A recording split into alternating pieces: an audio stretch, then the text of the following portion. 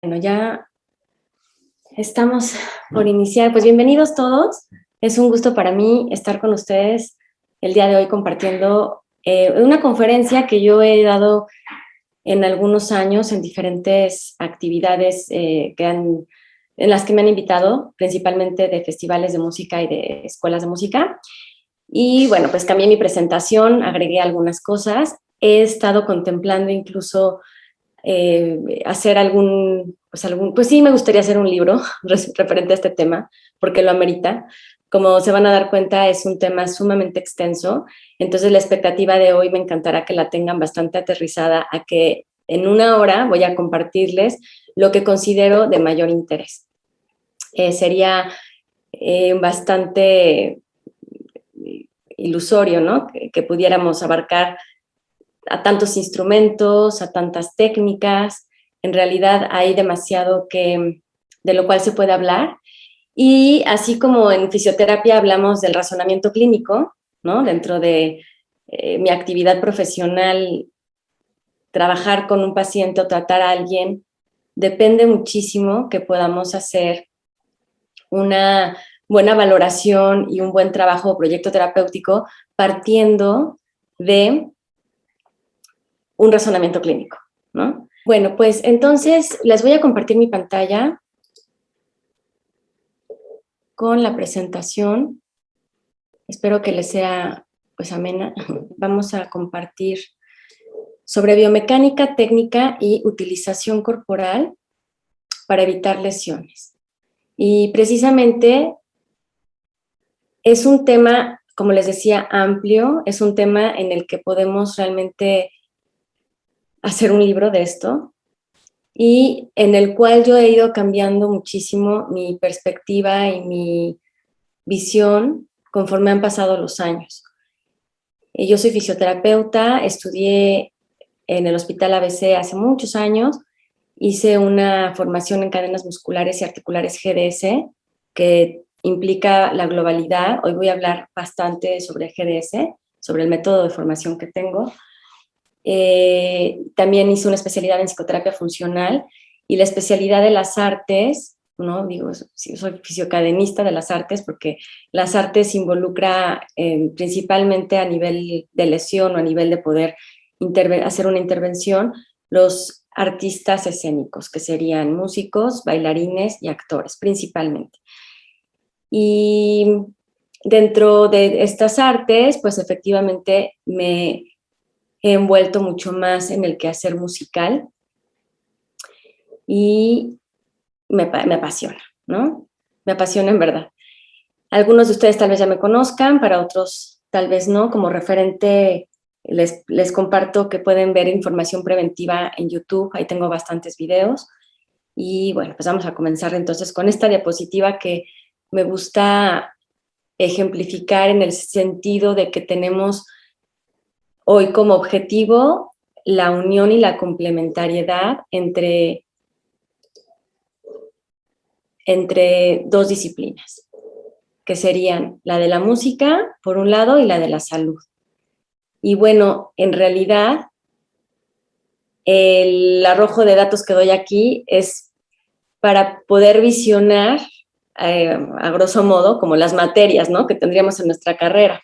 Entonces, mientras los profesionales de la música están estudiando armonía, solfeo, interpretación, contrapunto, etcétera, nosotros estamos con anatomía, biomecánica, evaluación y diagnóstico, ejercicio terapéutico. Entonces, el perfil, pues, es bastante distinto, ¿no?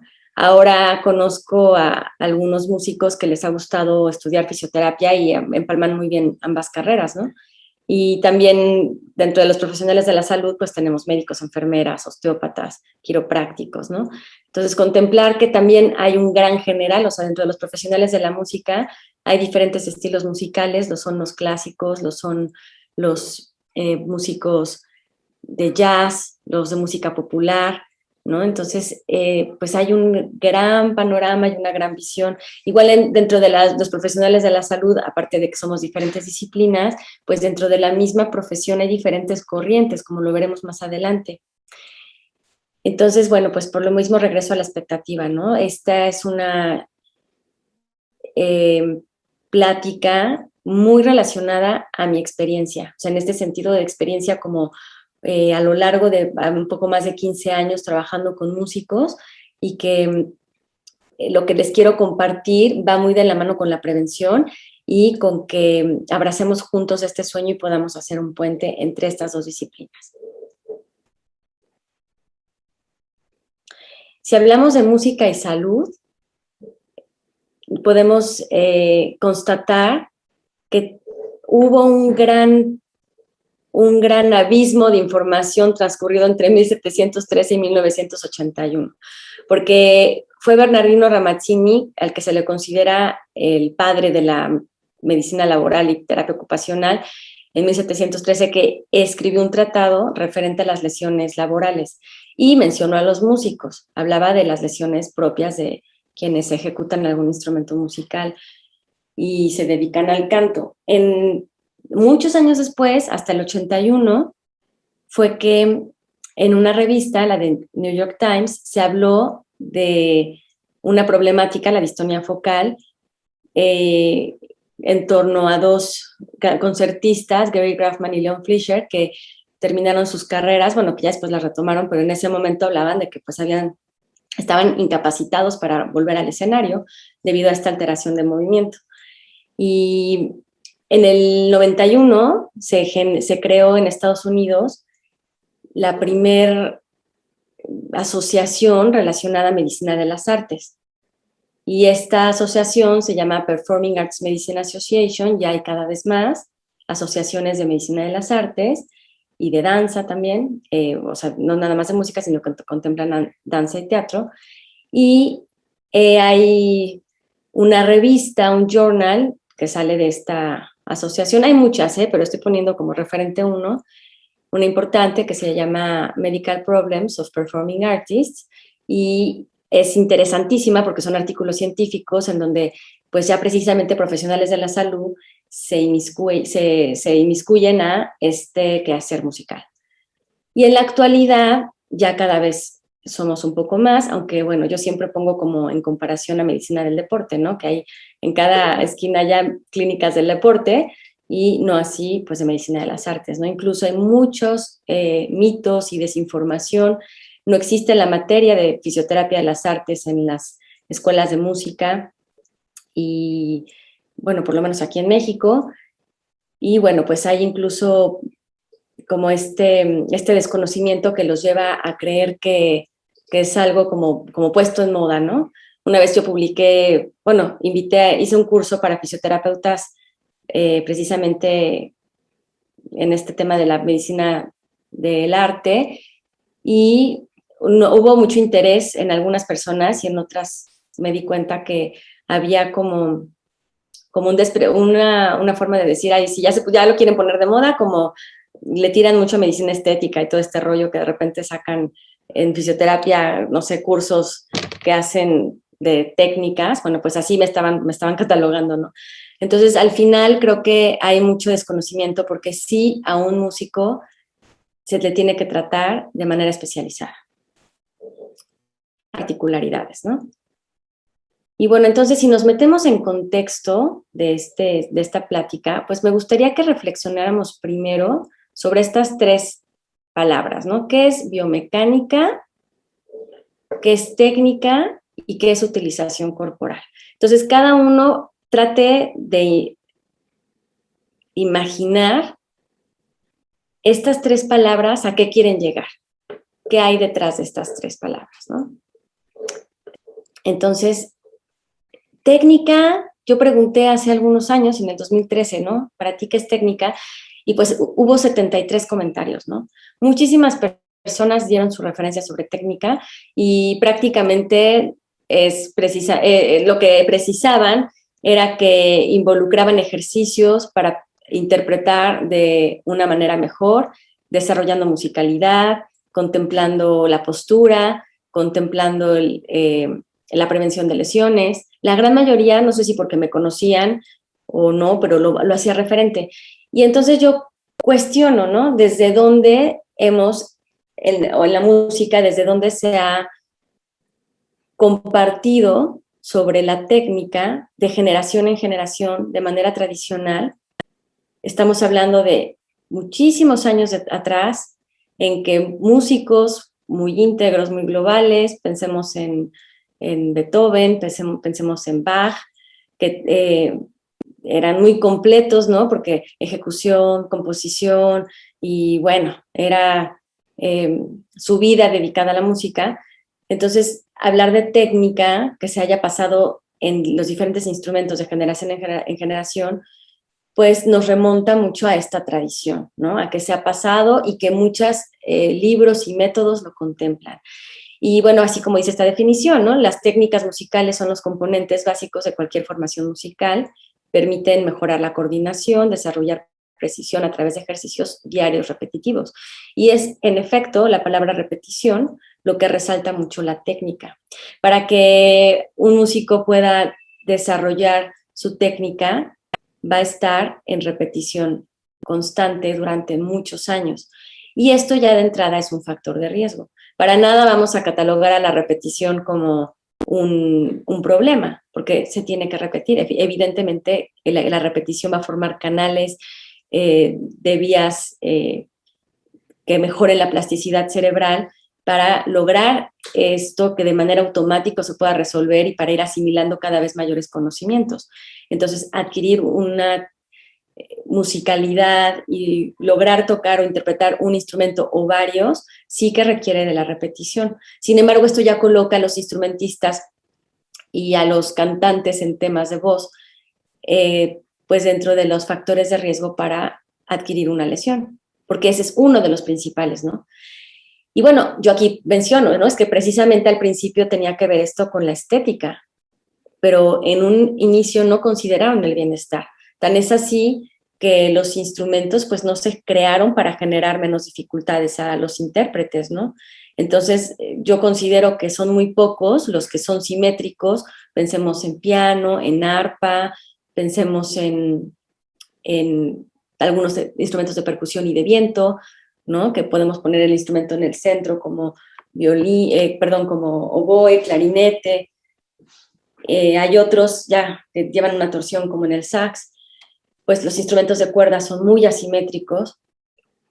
Y bueno, pensando en contrabajo, cello, violín, viola, flauta transversal, ¿no? Bastante asimétrica. Y bueno, con este referente, pues sí quiero señalar que, bueno, la técnica pasa, aquí pongo el ejemplo, ¿no? Del maestro al alumno y que está colocando la posición, está mostrando conforme este maestro o tutor aprende, también lo va a transmitir al alumno, ¿no?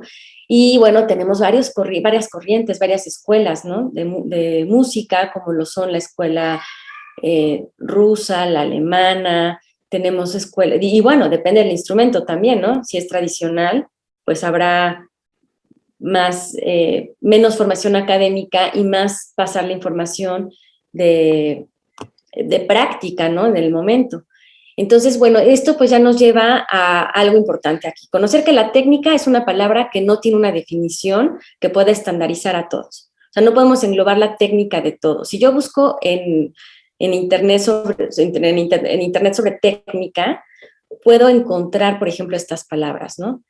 Se puede tocar la guitarra clásica apoyando, tirando, y hay muchísimas técnicas que se pueden introducir, por ejemplo, en la guitarra eléctrica, ¿no? El vibrato, el bending, el rasgado, o por ejemplo en el flamenco, el zapúa, el picado, ya hay slap, y hay muchísimas trinos, ¿no? Hacer tapping, ligados, bueno, hay muchísimas cosas que como referentes, pues cada uno de ustedes va a poder atraer a su mente las técnicas que conocen. Y en general es para lograr que cuando uno monte una pieza musical o digamos una obra, una canción, logre a través de las escalas, acordes, arpegios y estudios, hacerlo de una manera mucho más fluida, de una manera mucho más automática y precisa, ¿no? Entonces, claro que una de las metas para los músicos, por lo menos dentro de de lo que yo escucho de mis consultantes es pues lograr velocidad, mejorar el sonido, sentirse cómodos, ¿no? Y quienes ya tienen dolor, pues quitarse esa incomodidad que les achaca. Esta frase me encanta. Cualquier técnica, por muy deseable que sea, se convierte en una enfermedad cuando la mente se obsesiona con ella. Es de Bruce Lee. Y hago referente a ello porque evidentemente la técnica en cualquier disciplina nos puede obsesionar. Y esto sí que suele ser un...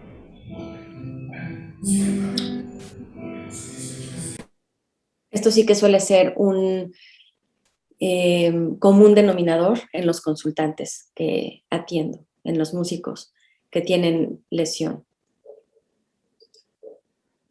Entonces ya tenemos un referente de técnica muy global. Es ahorita imposible estandarizarlo. Como les digo, es una palabra, como dijo alguien aquí en uno de los comentarios, es una palabra muy manoseada, porque de plano no hay manera de que signifique lo mismo. Y yo suelo escuchar para estudiar técnica o voy a estudiar técnica, ¿no? Y dentro de las lesiones, de aquí desprendí una charla que se llama, y es todo un tema, tocar con dolor y la cultura del silencio, en donde mi hipótesis radica en que como los músicos dedican tanto tiempo y tantas horas a estudios de técnica, ¿no? Para mejorar su nivel, entonces cuando hay una lesión, hay una vinculación inconsciente, porque dentro de la técnica, como en su, digamos, cada quien tiene una concepción inconsciente de lo que es técnica, porque ustedes el primer día de la escuela no les dan una definición de técnica ni se han metido a filosofar en torno a esto. Entonces, cada quien, según lo que escuchan, ¿no? de sus maestros o de la formación que hayan tenido incluso con sus alumnos, ya tienen toda una noción de técnica también inconsciente. Y en la mayoría sí hay una contemplación hacia el bienestar. Entonces resulta que cuando los músicos empiezan a padecer de algún dolor, pues muchas personas de la música, profesionales de la música, les pueden llegar a decir, cuida tu técnica, mejora tu técnica. Entonces, no me puedo imaginar el nivel de estrés y de ansiedad que genere que durante años llevo perfeccionando mi técnica, mejorando, leyendo métodos, no sé, estudiando con diferentes maestros, en caso de que haya sido así, y de repente me duele algo y todo tiene que ver con la técnica. Entonces, reducirlo a la técnica puede ser un gran conflicto. ¿Por qué hablo de tocar con dolor y la cultura del silencio? Porque muchos músicos callan sus lesiones en torno a que tienen esto a nivel inconsciente. O sea, si me estoy lesionando y algo está mal con mi técnica, pues no me conviene decir que estoy lesionado, porque yo sí estoy estudiando, yo sí he estado practicando. Entonces, empapándonos un poquito en esto de la técnica, sí dejarlo muy como en la reflexión, ¿no? De que hoy vamos a ver lo que hay detrás del movimiento, lo que hay detrás de producir calidad en el movimiento y cómo se le ha dado mucho peso a la técnica.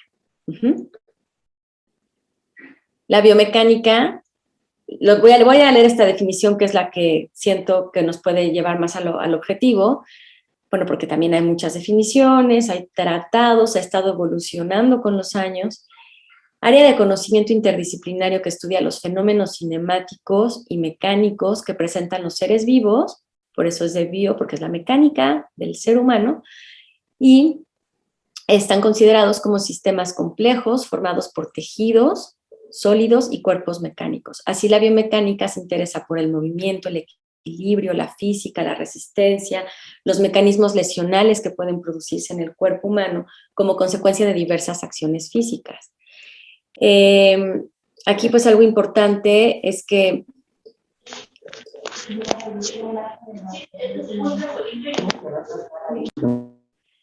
cuando yo estudié la biomecánica en la escuela de fisioterapia, porque cada quien lo va a llevar distinto, va a ser distinta la biomecánica que lleven en la carrera de fisioterapia como una introducción a lo mejor a quienes estudian bioingeniería y están en especialidad de ergonomía, ¿no? Porque la ergonomía cabe en la biomecánica.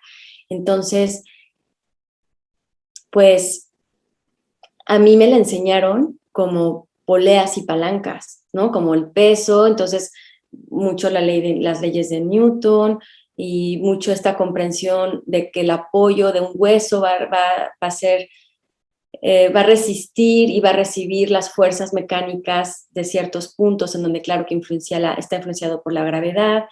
Y entonces la biomecánica que yo aprendí fue así como se puede ver aquí, ¿no? Como con ángulos y ejes, claro que aquí entran los ejes, los planos de movimiento, y entonces es, así como en las técnicas, bastante amplia la biomecánica, porque hay también corrientes. Y yo les quiero hablar de una corriente, que es la que a mí más me ha gustado, que esa no la vi en la carrera, la vi mucho después, que es la de la biotensegridad.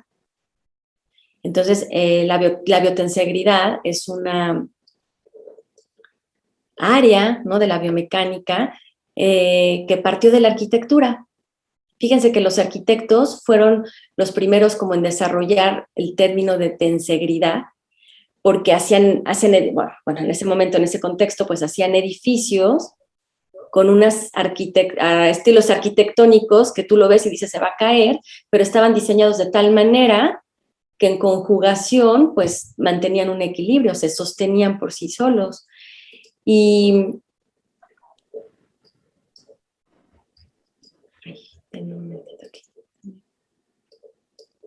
entonces la biotensegridad tiene referencia precisamente a la tensegridad y a la integridad. Es como que lo que más nos va a importar. Este modelo sirvió de base para que entonces, algunos años después, lo metieran a nivel de la medicina, a nivel de la biología, y este modelo, estoy buscando, así, hace bastantes años, por ahí del 75, un médico ortopedista que se llama Levin fue el primero en hacerlo o llevarlo a cabo hacia el cuerpo humano, y fue a raíz de ver el esqueleto de un dinosaurio. Estaba en un museo y dijo, es que el Diplodocus tiene un cuello enorme, ¿cómo pueden sostenerse? ¿De qué tamaño tendrían que estar esos músculos para que pueda sostener esas vértebras? Entonces, esos modelos que nos han enseñado de la anatomía funcional, convencional y de la biomecánica dictada por Newton y por lo que les decía del sistema de palancas y de fuerzas, ¿no? De que, imagínense, para pararse de puntas, las bailarinas, la fuerza que tendrían que tener en el dedo gordo del pie, si nos remontamos como esta biomecánica pura con la que a mí me enseñaron, ¿no? Y entonces él dijo, no, pues esto se metió en la arquitectura, en el término de la tensegridad, y lo empezó a traspasar hacia los modelos biomecánicos. Y es por esa explicación que podemos ver que un problema en la pelve, la mano, por ejemplo, ¿no? O el pie, que esté doliendo el pie, la rodilla, y todo el desequilibrio original comenzó acá. Entonces, pues realmente estas leyes antiguas de carga, descarga, ya están realmente cada vez menos en uso, y es importante que se los pueda yo mostrar. Les quiero compartir un video.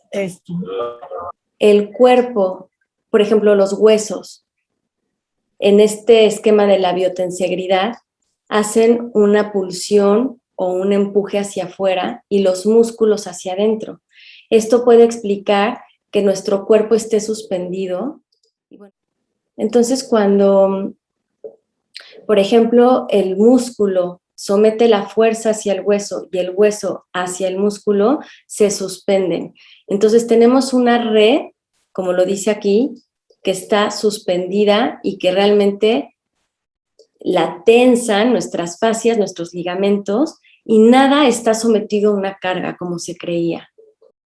Tenemos que la biomecánica es importante para estudiar al cuerpo humano. Aquí pongo el ejemplo de la bailarina, lo que les explicaba, y yo quisiera hacerles referente a, si nos vamos un poquito más allá y exploramos a los animales, cómo podríamos explicar, más allá de la fuerza, que un salmón pueda brincar 3.4 metros para regresar a su sitio de origen y desovar, porque es lo que hacen. Ellos nacen en agua dulce, después se van al agua salada para tener su desarrollo, y para parearse y regresar a su lugar de origen y desovar, tienen que nadar contracorriente y saltar las cascadas, ahí es donde los osos se los comen, y llegan a brincar en más o menos 3.4 metros.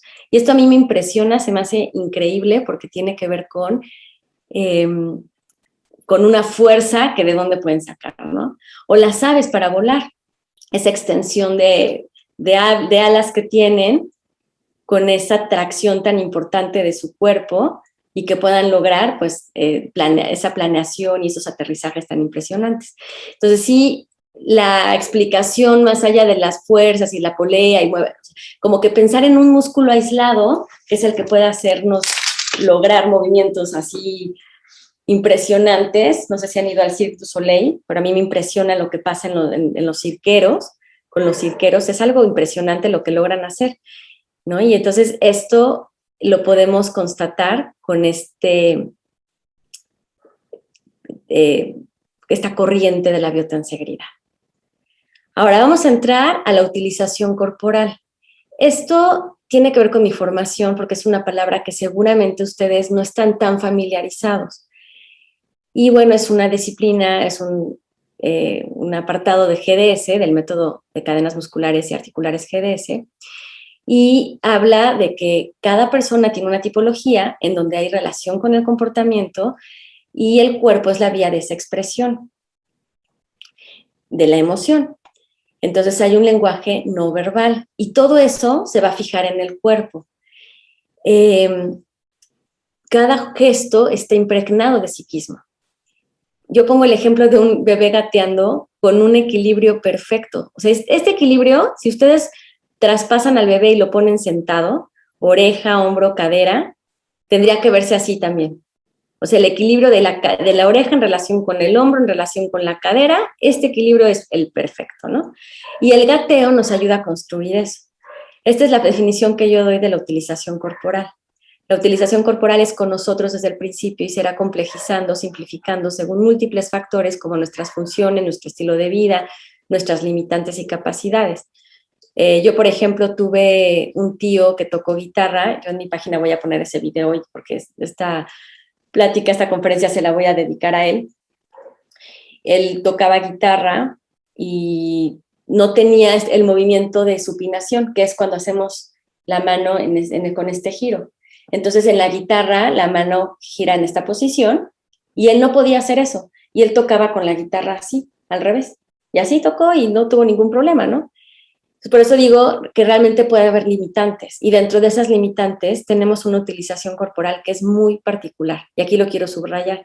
Depende muchísimo de cómo estamos, cómo es nuestra genética, de lo que nos pusieron mamá y papá a hacer, si nos pararon a los 4 meses, si gateamos, si usamos zapatos ortopédicos, si nuestros papás se peleaban o no, si el tamaño de nuestros papás también va a influenciar, ¿no? O sea, la altura, obviamente el calzado que ocupamos, si hacíamos deporte o no. Entonces nuestra utilización corporal ya tiene que ver con cómo organizamos nuestros músculos para lograr un gesto. Esta frase también me encanta: aprender la coordinación es cuestión de entrenamiento del sistema nervioso y no un asunto de entrenar músculos. Pongo aquí como referente que hay personas que fácilmente pueden llegar a esta posición. Aquí la pelvis está posicionada de manera vertical, aquí está horizontalizada, como a 45 grados. Imagínense que aquí estamos a 90 y aquí estamos en 45, abierto hacia afuera. Entonces, esta no es que sea más alta y más corta, ¿no? Si vemos esta imagen, él, aunque se siente en una silla, sus ilíacos van a tender a ir hacia atrás. No se va a ir totalmente hacia atrás porque las piernas no están sometidas a esta tensión, pero efectivamente van a irse sus ilíacos hacia atrás. Entonces, en instrumentos, ejemplo, la guitarra, donde se pide el apoyapié, sí puede haber una discrepancia pélvica si la pelvis está en desequilibrio, como en este caso. Si se sienta ella con un apoyapié, pues no, porque la cadera es la que se va a flexionar, la pelvis no se va a echar hacia atrás. Entonces, yo ya le estoy dando un referente de utilizar el cuerpo con los conceptos de biomecánica con los que yo ya estoy familiarizada y tal vez a ustedes ahorita no les suenen totalmente. Hablo aquí un poquito de la anatomía funcional para que podamos englobar nuestros conocimientos, ¿no? Que tenemos músculos inteligentes, porque el sistema nervioso es el que orquesta todo nuestro movimiento a través de aferencias y eferencias, y estos músculos van a estar unidos a tendones, los tendones son los resistentes, a huesos vivos y moldeables que modifican su posición según las tensiones, como les explicaba con la biotensegridad. O sea, nuestros huesos no están fijos, por eso los bebés todos nos parecemos y nuestros cuerpecitos son muy parecidos, pero vamos creciendo y de repente ya salió un juanete, ya una clavícula se hizo para adelante, una costilla se salió.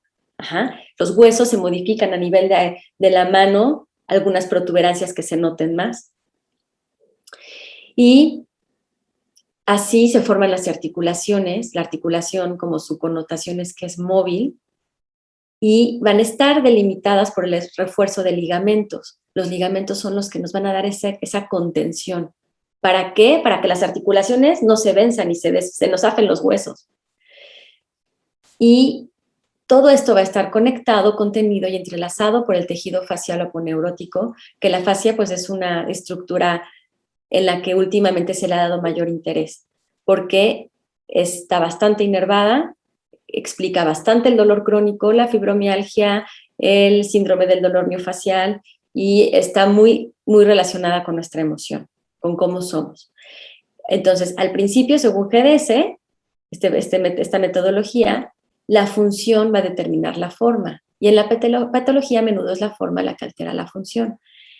Esto que les voy a platicar es interesante en el sentido de que nuestros órganos, en un principio cuando se formaron de manera asimétrica. El corazón del lado izquierdo ocupa mayor espacio, por eso los pulmones tienen diferentes tamaños. El hígado del lado derecho ocupa mayor espacio, y entonces nuestra fascia y nuestro tejido miofacial va a estar constituido de manera distinta. Somos asimétricos de manera fisiológica.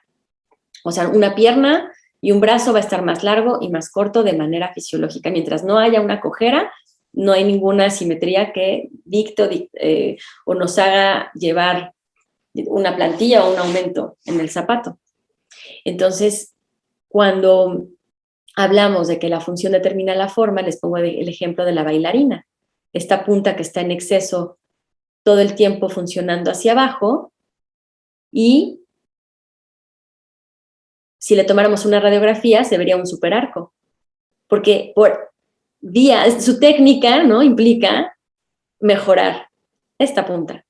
Entonces, ella no nació así, por trabajarlo lo fue llevando a esto.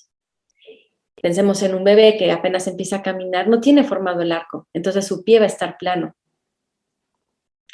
Esto es importante porque nosotros, según cómo funcionamos, vamos a determinar nuestra forma. Y esto a ustedes les debe de llamar muchísimo la atención y el interés. Porque si escogen la guitarra o un instrumento en donde la posición del cuerpo se vaya hacia, en este caso lo voy a describir, hacia la izquierda. ¿Por qué? Porque siendo diestros, para tomar un instrumento de cuerda, casi todos van a llevar su cuerpo hacia la izquierda. Muy distinto si tomamos, por ejemplo, la flauta transversal, en donde el cuerpo en el tórax se va a ir hacia desplazamiento hacia la izquierda, pero en tórax hacia la derecha.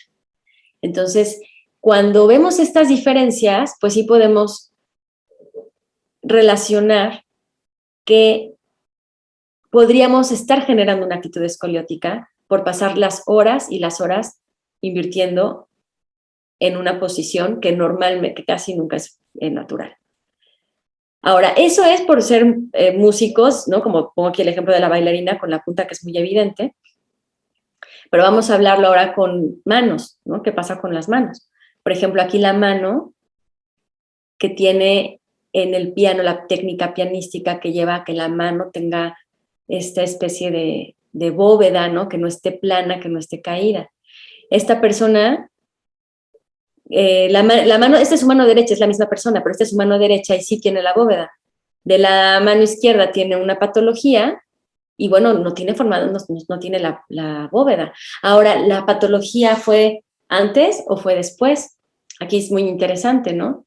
Como referente tenemos que su mano derecha sí tiene el puente, es pianista, pero la del lado izquierdo no. Yo meto la mano para hacerle el puente y construirle el puente. Entonces es un trastorno de movimiento, tiene distonía focal con un puente totalmente caído y podemos ver cómo evidentemente sí eh, tiene una lesión. Sin embargo, ¿por qué en la derecha no lo tiene? Entonces aquí diríamos que fue primero, ¿no? El huevo o la gallina. Esta respuesta ante la distonía focal no está resuelta. Ante las tendinopatías podemos tener una idea. Por ejemplo, aquí esta mano de un guitarrista que posiciona de una manera no muy cómoda el pulgar. De hecho, esta sería de hecho la primera imagen, porque su postura es con el colapso de la articulación metacarpofalángica, así se llama esto que estoy señalando. Y entonces le digo, vamos a corregirlo y trata de corregirlo, pero aquí no hay continuidad en el hueso, hay mucho esfuerzo porque el metacarpo está jalado hacia adentro, está aduciéndose. Entonces yo le pongo una liga como modo de férula para ir mejorando esa posición y esa posibilidad, a la par de todo un tratamiento con ejercicios, terapia manual, relajación y activación de ciertos músculos, para que con el tiempo pueda dejar esto y el dedo se posicione de manera correcta, ¿no? Y por ejemplo, en la técnica no contemplan qué pasa con este dedo, tan no lo contemplan en la guitarra que no tiene un lugar, porque el dedo uno en los instrumentos de cuerda es el índice. Estoy hablando como referencia a la mano izquierda, siendo diestros. Entonces el 2 es el medio, el 3 es el anular y el 4 es el pequeño. El 1 no existe. Y ya somos más, yo tengo años hablando de esto y ya sé que también hay más personas que lo están diciendo y me alegra muchísimo que estamos invitándolos a que cambien este orden jerárquico para involucrar, porque sí que causa problemas. Hoy no me voy a enfocar en las lesiones, hoy no voy a hablar de las lesiones, más bien quiero hacer evidente que esto ya desestructura. Aquí sí hay lesión, hay dolor, y entonces esto pues habría que trabajarlo, ¿no? Entonces yo utilizo mi cuerpo distinto a como lo utilizan ustedes. Y aquí influyen, si hay rigidez, por ejemplo, él va más hacia la rigidez articular, hay quienes tienen hiperlaxitud ligamentaria. Entonces el colapso es distinto, parece que es lo mismo, pero bueno, no es lo mismo. Podría ser esta misma posición de este mismo dedo, como lo veremos más adelante con un clarinetista. Ahora, yo, para poderles hablar hoy un poquito de este referente biomecánica, técnica y utilización corporal, que al principio podría resultar un poco pesado, ¿no? Como clasificarlo y definirlo, pero ahora ya sumergiéndonos en esto, voy a hablar de principalmente la mano, porque no podría abarcar todo. Tendríamos que, como les digo, hacer un libro, o yo quiero hacer un libro como este referente de lo fisiológico. Porque, ¿qué es más fácil? ¿Conocer lo patológico o conocer lo fisiológico?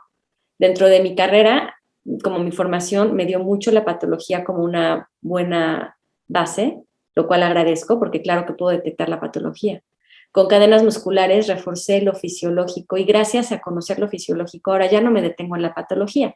O sea, ya no estoy haciendo las 3 pruebas para saber si es la lesión del manguito rotador o la lesión del pinzamiento, por ejemplo, en el hombro, ¿no? O hay miles de pruebas de hombro. Entonces, no hago todas las pruebas para determinar el hombro, sino que detecto a través de ya conocer qué es lo fisiológico, como es un hombro fisiológico, detecto dónde está el desequilibrio. Y con esa detección llevamos al cuerpo al equilibrio y es mucho más fácil. Entonces, en la patología, a menudo es la forma la que altera la función. Y esta forma no necesariamente es por tocar un instrumento. ¿Cómo es una mano funcional? Para que podamos hablar de esto de la patología, etcétera. La mano funcional va a estar descrita con bóveda palmar. Hay que respetar para que sea feliz una bóveda palmar y porque esta mano se vería enferma, aquí ya no la tiene, ¿no? Respetando los ejes interdigitales, o sea, los ejes de los dedos, como podemos ver aquí, tienen precisamente una dirección, todos confluyen hacia el centro de la mano. Un dedo que esté para allá, que esté así, o que estén así, 2 dedos, ya no están respetando el eje interdigital. Ajá. Por fracturas, algunas lesiones podría dar un dedo por allá en otro eje. Entonces, eso ya desestructura la mano. Y también con ligera desviación cubital. Eso quiere decir que la mano, si ustedes ponen sus manos así, y entonces dejamos que la mano caiga, ¿no? Así como que pueden ponerla en una mesa, en una superficie con los nudillos viendo la pantalla y observen su mano, hacia dónde cae. Cuando la mano cae hacia afuera, es que tiene una desviación cubital propia de esta anatomía funcional. Si la mano no está cayendo y se queda aquí recogida, entonces estamos hablando de que no está respetando ese eje y entonces la mano está estresada. Y esto es terreno predispuesto de lesión del ligamento cubital, de impactación en escafoides y bueno, una desestructura a nivel de la muñeca y de todos los movimientos. Entonces, esta es una descripción de la biomecánica dentro de la biomecánica clásica, pues, ¿no? Y yo les voy a platicar un poquito como bajo mi experiencia a las conclusiones también que he llegado y que puedo aportar dentro de la mano, ¿no? Los dedos tienen una personalidad, eso es increíble, ¿no? La mano tiene su personalidad y me gustaría que ustedes la exploren conmigo. El pulgar, vamos a mover el pulgar. El teclado, un momentito. Ahí está. El pulgar tiene todos los movimientos que se pueden imaginar. Si lo pusiéramos en una mesa imaginaria, puede extenderse, puede flexionarse, abducirse, aducirse, rotar hacia adentro, derrotar, ¿no? O sea, hacer un círculo completo. Y este dedo es el protagónico para el cerebro, porque es el dedo que nos diferencia de los animales. De ahí que quitarlo no es muy saludable. Yo les recomiendo que lo integren en su conciencia corporal. Entonces, este dedo es prácticamente el más móvil y es el que nos ayuda a detener objetos, es el que nos llevó a la utilización de la herramienta. El dedo índice, si dejamos caer la mano, vamos a observar que hay un dedo que es el que está más arriba. Si la mano está en equilibrio, vamos a ver que un dedo apunta hacia arriba y ese es el dedo índice y por eso los niños chiquitos pueden señalar así. Ajá. Es muy fácil y es el dedo que eligen. Y dicen, ya señala a mi hijo y es que es el dedo que es más fuerte para extenderse, quitando el pulgar, porque este dedo se cuesta aparte. Digamos que estos son un bloque y otro bloque. Entonces el dedo índice es muy fuerte y por sí solo y en conjunto su favorito es el pulgar porque son los que en equipo hacen la discriminación para sentir objetos. Por ejemplo, un botón o texturas, ¿no? Un botón, un arete, discriminan la tela, ¿no? Pueden sentir y precisar con estos 2 dedos. Esta es la pinza fina. El dedo medio es un dedo que por sí solo, pues es muy fuerte, su caída va más fácil hacia la flexión, o sea, hacia la palma de la mano, y es independiente, no necesita de los demás. Ayuda mucho al detener objetos porque es un dedo que pues nos facilita. Sin embargo, si no tuviéramos este dedo, ese agarre de un objeto, pensemos en un vaso, no va a ser pues totalmente ajeno, sí se va a poder. El dedo anular es el dedo pluma, pensando en la pluma de un ave. Es un dedo que si ustedes dejan otra vez la mano así caída, pues van a sentir que ese dedito queda más abajo que los demás. Ya los quiero ver como que no los estoy viendo. Ando un poco dispersa por la hora, ¿eh? Entonces ese dedito, aquí está. Sí. Ese dedito pluma, lo que tiene de interesante es que no es muy veloz, no es muy fuerte y en la fuerza principalmente no es fuerte para arriba. O sea, quien entrena dentro de su técnica mejorar este dedo se puede estar lastimando porque su personalidad es hacia abajo. Ustedes lo pueden constatar, cae totalmente. El dedo chiquito es un dedo muy parecido al pulgar, tiene movimiento para afuera, para arriba, para abajo y en oponencia. Esta oponencia, como la del pulgar, que es la de rotar y derrotar, esta oponencia facilita la aprehensión gruesa. Podemos detener gracias a este binomio, principalmente. hagan de cuenta que son la mamá y el pequeño.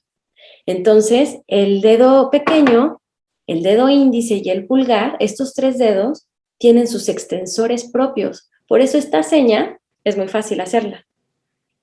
Y es más difícil hacerlo al revés, o sea, con estos 2 arriba, ¿no? Intenten hacer esta seña.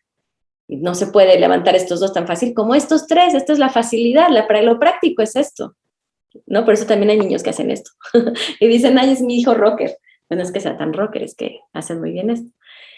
Bueno, entonces, dedo pulgar es el protagónico, dedo chiquito en binomio prensión gruesa, y está la prensión fina, y estos 2 son independientes. El anular es muy dependiente del dedo pequeño.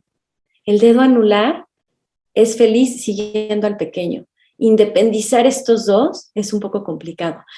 El dedo chiquito no es dependiente del anular, es más dependiente del pulgar, pero el dedo anular es bastante dependiente del pequeño. Estos tips se los paso, les van a ayudar muchísimo porque estamos hablando de utilización corporal. Para que vean la biomecánica, se la vamos a dejar a los científicos que están analizando con sus estudios de ingeniería, ¿no? De electromiografía de superficie, hacen cosas maravillosas y ven el movimiento con electrodos y cosas interesantísimas. La biomecánica es muy interesante dentro de la ergonomía, ¿no?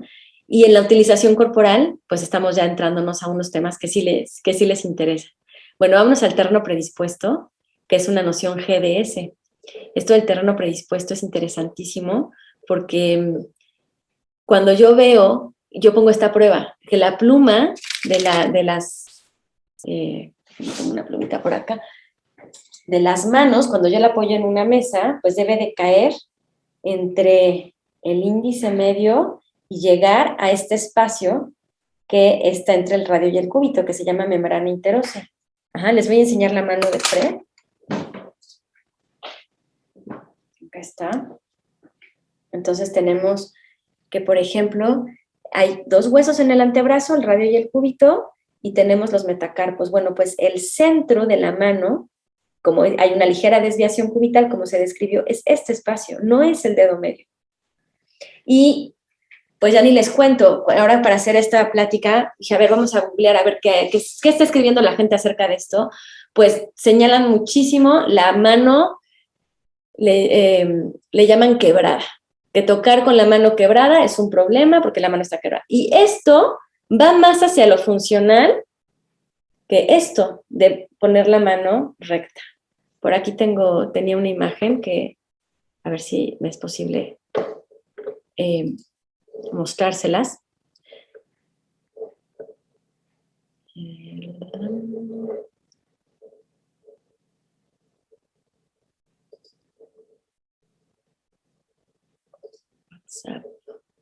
Y, por ejemplo, dentro de la técnica lo que describen es según, no sé, me meto un poquito a la guitarra porque hay muchos participantes de guitarra, pero bueno, aplica para cualquier técnica, ¿no? Dentro de la técnica de Manuel López Ramos, ¿no? En donde las dedos deben de caer o tratan de caer más en equilibrio con las cuerdas. Digamos que si las cuerdas están horizontales, los dedos también se horizontalizan un poquito. Ajá. Más paralelos, por así decirlo. Diferente a Tárrega o Segovia, que por ejemplo la mano cae así. Entonces están las cuerdas y entonces, hablando de la mano derecha, los dedos van a caer de tal manera que están casi perpendicular.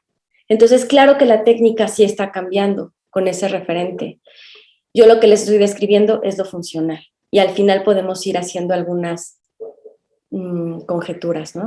Por cierto, si nosotros consideramos que esto puede desestructurar a la muñeca, podemos llevarla a una lesión como el síndrome de Kerbein. Aquí pongo aparte ejemplos de un pulgar que no se mueve de manera eficiente y que a la larga, o sea, a los 50, 60, 70 años, nos puede desarrollar, por ejemplo, una risartrosis, que es un desgaste. El terreno predispuesto GDS nos habla precisamente de esa prevención. Aquí es un clarinete, y en la mano de un clarinete, este pulgar, que sucede también mucho en el pulgar de apoyo, en el del soporte. Cuando se desestructura, se va así, hacia extensión. Esa posición del pulgar lo que genera es que la articulación, esta que tenemos aquí abajo, no se irriga, porque para que se irrigue debe de favorecer el movimiento. Pero un movimiento aquí, si el movimiento es nada más acá, no se está irrigando esta zona. Entonces puede producir lo que les mencionaba aquí, este desgaste óseo, que es un tipo de artrosis. Entonces, aquí introduzco la mano como para equilibrar ese dedo y también pongo la liga para facilitar la posición de un pulgar mucho más fisiológico. El terreno predispuesto propio de la música tiene que ver con la palabra uso. Por ejemplo, el sobreuso, que todos los músculos de los dedos van a acabar en sobreuso de la mayoría de los dedos. Otros que estén en mal uso, por ejemplo, la hiperlaxitud ligamentaria con el colapso de las articulaciones. Aquí no se ve tanto, pero es cuando sucede esto. Aquí lo pueden ver en mi dedo, que estoy colapsando mi dedo. Y la palabra desuso. Con el desuso hago referencia, por ejemplo, aquí a la mano, porque los dedos podrían estar en continuo movimiento y la mano estar completamente con el puente caído. La mano, para que esté activa, tiene que estar así. Entonces yo aquí arriba describía, en esta imagen tal vez no lo alcancen a leer, pero dice libertad, a nivel de la muñeca le escribí con una pluma, dice libertad, a nivel de la mano escribí activación, y a nivel de los dedos, in, de, pen, den, y en el pulgar, sia. Entonces, ¿qué queremos para una mano funcional? Porque yo les decía, esto de la personalidad y esta descripción que estoy haciendo es mi aporte, ¿no? Porque esto no lo he leído en ningún otro libro, este es mi aporte, ya quedará en el mío, pero es la muñeca libre, la mano activa y los dedos independientes. Esa combinación no es nada fácil de construirla y la trabajamos con la utilización corporal. Ahora, ¿qué determina nuestra función? Porque como les decía, la función determina nuestra forma. Entonces, si ya sabemos que nuestra función determina nuestra forma, pues ¿qué determina nuestra función? Y la respuesta es con esta caricatura, ¿no? De Charlie Brown. Esta es mi postura deprimida, entonces se pone así. Cuando estás deprimido, eso de la postura es muy importante. Lo peor que puedes hacer es erguirte y levantar la cabeza porque enseguida empiezas a sentirte mejor. Si quieres que te salga bien lo de estar deprimido, tienes que poner la cabeza así. Y es increíble porque es verdad, está relacionado completamente. Podemos nosotros leer con un lenguaje no verbal a través del cuerpo cómo está la persona cuando está preocupada, cuando tiene prisa, cuando está bajo estrés, cuando está neurótica, cuando tiene miedo. Y bueno, es una serie de lecturas, ¿no? No nada más de la postura, también de la sudoración y el tono de la voz. Entonces, ¿qué determina nuestra función? Pues nuestra actitud, nuestra relación con los demás, nuestras vivencias. El músculo es la herramienta de la expresión corporal y es muy emocional. Y en el método GDS, nosotros vemos la postura. Dentro de la postura fisiológica va más hacia esta que estoy señalando en este momento, donde hay una verticalidad. Claro que están las curvas, pero esas curvas se deben de ver en radiografía, no se tienen que notar tanto como aquí. Y entonces nosotros le damos importancia a si las rodillas van para afuera, van para adentro, cómo caen los codos, cómo cae el cuello. Y entonces podemos ver, por ejemplo, que esta misma persona, después de unas 3 o 4 sesiones, que se paraba así, aquí por desgracia no la tomé sin pantalones, pero bueno, ya la rodilla desbloqueada, con la pelvis vertical, con la cabeza en su lugar, en donde la oreja está más en el eje, como les explicaba del bebé, que está más en el eje. Entonces, hablando de un poco la utilización corporal, les he platicado de la mano, pero también les voy a platicar de la postura, que son los dos referentes en las que puedo englobar a todos los participantes del día de hoy. Y bueno, de los que se inscribieron, que no pudieron estar muchos hoy, pero van a ver la grabación más tarde. Entonces, porque les implica mucho el tema de la postura. Entonces, en la técnica, eso de que ve la postura, pues yo diría, híjole, es mucho más complejo que lo que le han pasado de generaciones en generaciones y donde los músicos de la antigüedad no le iban a contemplar. Y estamos muy en pañales porque los instrumentos no han hecho muchos cambios. Hay, por ejemplo, una prótesis que están sacando ahora para la flauta, porque ya ven que la flauta transversal se toca así, y eso ha hecho un desequilibrio impresionante. Es de los Dolores más difíciles que tengo bueno, los consultantes más difíciles de tratar son los que tocan flauta transversal, por ese desequilibrio. Y entonces ya hicieron una prótesis en donde la flauta se puede poner de frente, como una especie de churrito. ¿Para qué? Para que la embocadura haga que la posición de la flauta transversa pase a ser como de flauta dulce. Y eso, quitándonos temas de egos y de ese rollo, es muchísimo más funcional. Y si eso va a quitar dolor, pues venga, ¿no? Es como, bienvenida a la ergonomía. Estamos en pañales, ¿por qué? Porque si volteamos a ver medicina del deporte, tenis, calzado y miles de cosas sofisticadas y millones de pesos invertidos para no producir dolor ni lesiones. Y aquí, precisamente, dentro de esto, que hay muchos músicos que se cierran hacia sus adentros porque hablar de dolor o lesión podría estar ahí sugiriendo que hay una falla en la técnica, pues esto mismo ha hecho que los médicos no los volteen a ver, ni los ergonomistas ni los biomecánicos, ¿no? La conciencia corporal es una parte importantísima para tomar en cuenta y es una de las herramientas en la que podemos mejorar nuestra utilización corporal. La utilización corporal se va a marcar por cómo está nuestro cuerpo en reposo, o sea, la mano así se va a mover diferente que la mano que en reposo está así, ¿sí? Así está en reposo, esto es lo estático. Entonces, una mano con un puente caído se va a colocar así en el piano y se va a colocar así en el instrumento. En la flauta transversal, por ejemplo, se les pide que esté así la mano, porque así se tiene que detener. Y esto ya les dije que esta es una mano no nada funcional. Un paciente de hospital que lleva meses en el hospital tiene la mano así. Esto desestructura muchísimo la mano. Entonces, cuando la conciencia corporal la trabajamos, primero tenemos que mejorar en lo estático. Aquí pongo como referente estos dos. Este fue en lo estático, por ejemplo, guitarrista que antes de la sesión tenía su actitud escoliótica y después de la sesión ya terminó con la columna en mucho mayor equilibrio. No así los hombros y el cuello, todavía fue una sesión, pero ¿no? Entonces la columna sí se puede modificar porque son competencias musculares de un lado y del otro. Esa es la diferencia entre escoliosis y actitud escoliótica. Que la actitud escoliótica no es estructural, sí se modifica, y la escoliosis ya llegó para quedarse y casi nunca duele. Y es el ejemplo es el jorobado de Notre Dame. O sea, son columnas que están verdaderamente chuecas, pero son desde el nacimiento. Y van progresando, van empeorando. Una actitud escoliótica está más relacionada al tocar un instrumento, por ejemplo, principalmente asimétrico. Una cantante, ¿no? Después de un taller en la Escuela Superior de Música, su cuerpo propulsado hacia adelante antes del taller, después de 6 horas de conciencia corporal, del trabajo de conciencia corporal, ya en la verticalidad, mucho más en su centro. Y un flautista, igual, ¿no? Con la postura, con la pelvis, vean esta pelvis adelantada, lo que yo les decía, esto va a forzar inmediatamente a los hombros y a los brazos. Una pelvis no en su lugar va a hacer que los músculos de los brazos no estén en equilibrio. Y entonces, en esta imagen podemos ver que el hombro está cayendo mucho más favorecido, más alargado con el peso. Entonces, en la técnica muchas veces es como, baja el brazo, siente el peso, haz aquello, y se puede estar insistiendo.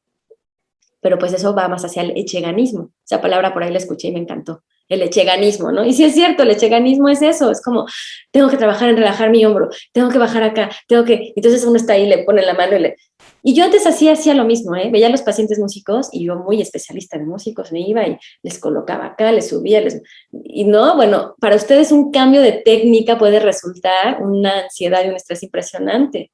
Entonces no se trata de cambiarles algo, se trata de, sin el instrumento, arréglate, ¿no? Y entonces entra con un instrumento ya mucho más consciente y con un cuerpo más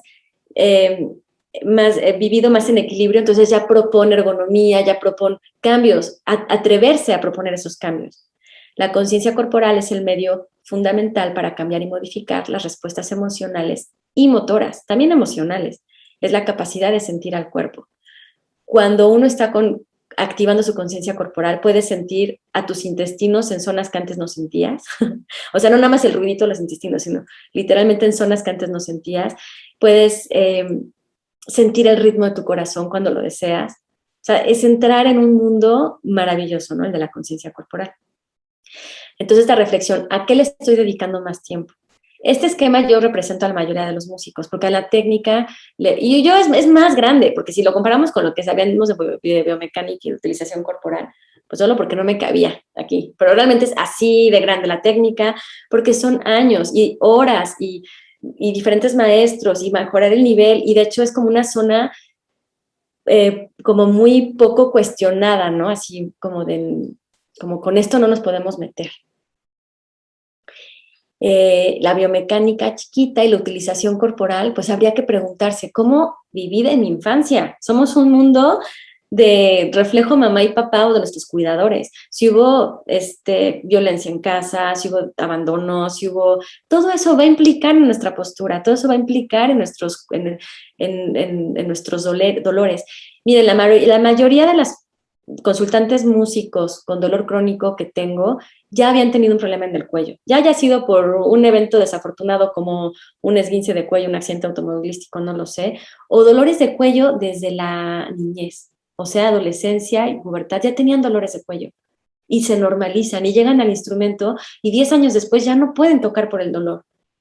Y el dolor del cuello no está tan relevante en su meta corporal, como que, bueno, pues ese ya me acostumbré, ese no, pero quítame el dolor de las manos, ¿no? Y eso no va a suceder, porque el dolor de las manos está íntimamente relacionado con lo que sucede en el cuello. Entonces, puede haber técnica eficiente musicalmente con utilización corporal pobre. Y aquí pongo esta imagen, mucha técnica, pero vean las rodillas. Esto va a cambiar nuestro esquema corporal. Si las rodillas van para adentro, cruzar las piernas, meter un hombro, apretar la mandíbula, todo eso va a repercutir en nuestros movimientos también de las extremidades, porque justo la técnica es perfeccionar aquí, o soplar, ¿no? Respiración en cantantes, ¿no? Laringe, faringe, todo aquí, ¿no? Como lo particular del instrumento. Pero como todo lo demás no está presente, entonces, pues, hay un tema ahí, pues, que sí es deficiente. Resolver en lo estático primero, no desde el echeganismo, como les decía, a ella con un valgo de codo, al tocar la guitarra con un valgo de codo, que es súper frecuente que hagan esto. Te digo, no, mira, es que el hombre es feliz estando en esta posición. Ella lo trata de hacer y sale así, y ya después lo neutraliza, pero como fue en esos mismos minutitos, va a salirse, salió de ahí de la consulta, cruzó la calle y se le olvidó, entonces llega a su casa y va a hacer lo mismo, porque las contracturas musculares siguen ahí. Digo, es un ejemplo, ¿no? O sea, es contracturas, si seguimos con la rotación del hombro en exceso hacia un lado y limitada hacia el otro, con debilidad muscular en ciertas partes del cuerpo, pues va a seguir colocándose así. Por eso digo que se le ha dado mucho peso a la técnica, porque sería mucha responsabilidad para los maestros de música que los dolores tengan que, o sea, quitarles o no un dolor a los alumnos, porque ya vieron que es muchísimo más complejo, ¿no? Las piernas, por ejemplo, pongo aquí representando que la biomecánica y la técnica están en continua evolución, es necesario sumar a la investigación.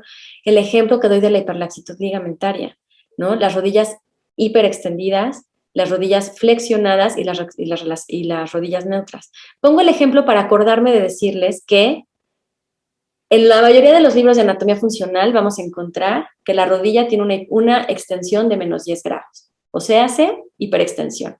Y eso es una falla catastrófica.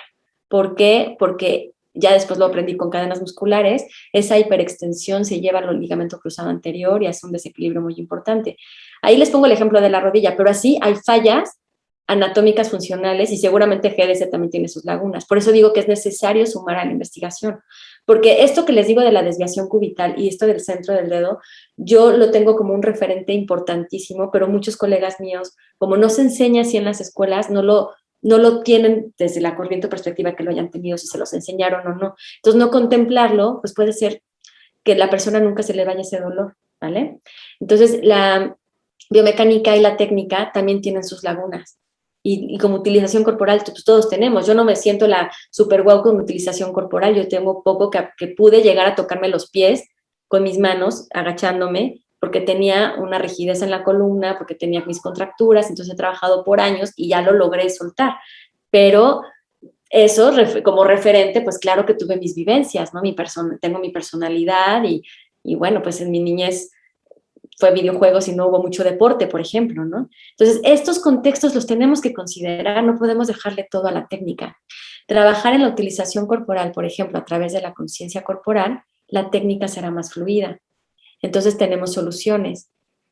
Innovar en la técnica es una de ellas. Hay que innovar en la técnica, explorar más métodos y sistemas musicales. En el libro que yo voy a hacer podría mencionar algunos, pero imagínense que desarrolláramos, es imposible desarrollar, tal vez se podría hacer un compendio y un tratado, pero desarrollar todas las técnicas de piano, todas las técnicas de viola, todas las técnicas de, ¿no? Y luego los métodos y luego los sistemas. Y entonces, como que quien pueda abarcar eso sería utópico, la verdad. O sea, no hay manera de quien se dedique, o sea, quien sea un profesional de la salud y quiera entrarle por ahí, pues no. Yo por lo menos no me las sé todas y la verdad ni me interesa, porque yo los veo en el momento y sé que esa persona va a tocar como le enseñó su maestro, aunque sea la técnica rusa y la técnica, y como le sale por sus posibilidades anatómicas. Entonces el maestro le puede insistir en que la mano no se le caiga al puente, pero si esa persona tiene la mano caída, no, por el echeganismo no lo va a lograr. Por eso me gusta esta imagen que dice, si tienes que forzarlo, no es tu talla. Aplica para los anillos, los zapatos, los pantalones, las relaciones, las amistades y también para el instrumento, agregaría yo. O sea, si lo tienes que forzar, no es tu talla. Y miren, aquí les voy a compartir algo así bien interesante que espero pronto poder publicar en algún artículo. De muchos pacientes que tengo con dolor crónico, pues resulta que dentro de nuestras asimetrías fisiológicas, por ejemplo, en un esquema fisiológico natural, el hombro derecho cae y el cuello también cae hacia la derecha. Lo estoy haciendo en espejo para que me vean hacia la derecha, porque este es mi lado izquierdo en realidad, pero suponiendo que este es mi lado derecho, cae así. Entonces, si ese es el esquema fisiológico natural, ajá, y lo tienen exagerado, o sea, muy contracturado y muy tenso, y se les ocurre tocar violín, entonces, ¿cómo es la postura del violín? Pues hacia el otro lado, ¿no?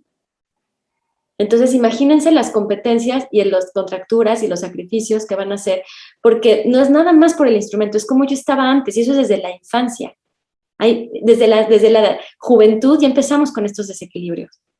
Entonces, sí, podrían sentirse mucho más cómodos a lo mejor con la flauta, un ejemplo, ¿no? Entonces, bueno, esto es importante.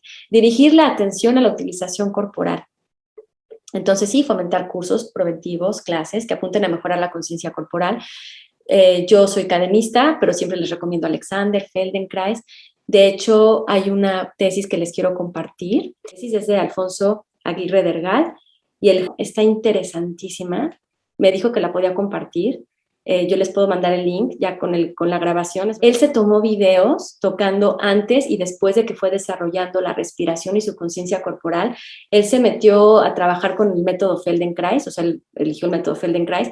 Porque esa es otra, así como técnicas, pues también para la conciencia corporal hay técnicas, ¿no? O sea, les decía yo soy cadenista, les hablé de cadenas musculares, pero está Feldenkrais, está Alexander, está eutonía, está movimiento somático, y bueno, varios métodos que ya han surgido de personas que han puesto su propio nombre, ¿no?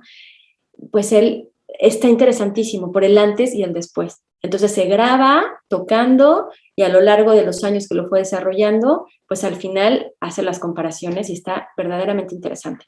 Esto lo pueden traspasar al instrumento que ustedes tienen. Sí es de guitarra, pero en realidad aplica para todos los instrumentos, porque como ven, irnos a la particularidad no nos va a reducir, o sea, no va por ahí, ¿sale? Y bueno, entonces, con esto voy a terminar mi plática con la invitación. Próximamente iba a posponer este curso porque tengo muchas cosas en noviembre, pero no lo pospuse porque ya se inscribieron algunas personas y me da mucho gusto. Este curso es de músico consciente, procura su cuerpo y mente, y vamos a indagar en esto, en trabajar sin el instrumento para después tomar el instrumento y sentir los cambios. Vamos a hablar un poquito de organización de los tiempos, de priorizar el tema mental. Entonces sería súper interesante porque en este curso pues vamos a promover el tema de la conciencia corporal. Entonces, hasta aquí es esta plática. ¿A alguien le gustaría, ya me extendí un poquito, pero ¿a alguien le gustaría compartir algo, preguntar algo? ¿Puedo dar chance a 2 personas en caso de que los haya? Voy a dejar de compartir la pantalla. ¿Más bien? Entonces, espero que con esto podamos ampliar la perspectiva. La biomecánica, como conclusión, es un área de la medicina de personas que van a estar estudiando el movimiento humano con cuestiones sofisticadas, ¿no? Con lecturas, y hay muchas corrientes. La técnica es enorme, hablar de técnica, la utilización corporal es inherente de cada quien y en esa podemos mejorar. Si mejoramos con nuestra utilización corporal, entonces tú ya tomarás de aspectos técnicos lo que más te funcione, ¿vale? Pues muchísimas gracias a todos. Entonces les mando la grabación y nos vemos pronto. Sandra, perdón. Muchas gracias. Sí, no, ¿sí hay una duda? Ok, adelante, sí, sí, le doy oportunidad. Por ejemplo, se trabaja, pues, tu terapia es en cuántas sesiones o depende del problema que uno tenga o cómo es. No te entendí muy bien la pregunta. ¿La terapia depende de...? O sea, si entras a la terapia, ¿la haces física o espiritual o cómo es? Ah, no es física. Si yo soy fisioterapeuta, entonces hago terapia manual, uso algunos aparatos. Sí, es terapia física. Pero y todo es con base a un examen postural y a pruebas específicas. Ajá. Ah, ok. ¿Y entonces yo leo... ¿En México, en la ciudad o en Cuernavaca? Me moví de la Ciudad de México, me moví a Cuernavaca. Ahora estoy en Cuernavaca. Y también trabajo a distancia. A distancia también se puede trabajar bastante bien. De hecho, hay cosas interesantísimas a distancia porque se abarcan más ejercicios, la persona asume más lo que está aprendiendo de sí mismo, como que lo comprende de otra manera, ¿no? Cuando uno llega a una terapia y se acuesta, a veces nada más recibe, pero no lo asimila. Entonces es otra manera. Okay. Muchas gracias. Sí, gracias, Norma. Sandra. ¿Sí? Sí, gracias. Yo en lo personal es la primera, sí, gracias, que ingreso a un conversatorio como este y en esta temática me parece muy interesante y agradezco, bueno, pues la invitación de quien lo hizo en su momento y a ti por lo mostrado hoy porque me hace un poquito más consciente. No quizá de lo que técnicamente tengo que hacer, sino la invitación a verme un poquito más, ¿no? A entender la naturaleza de mi cuerpo, ¿sí? Todas estas cuestiones que, bueno, como dijiste, ¿no? Que hemos pasado por nuestra historia de vida y que de alguna manera se están reflejando en este trabajo artístico que hacemos. En lo personal, yo estudio canto, educación musical, y bueno, pues bueno, creo que sí es relevante e interesante ver, no somos conscientes. No tenemos a veces, bueno, en lo personal, la capacidad de poder autoanalizarme, ¿no?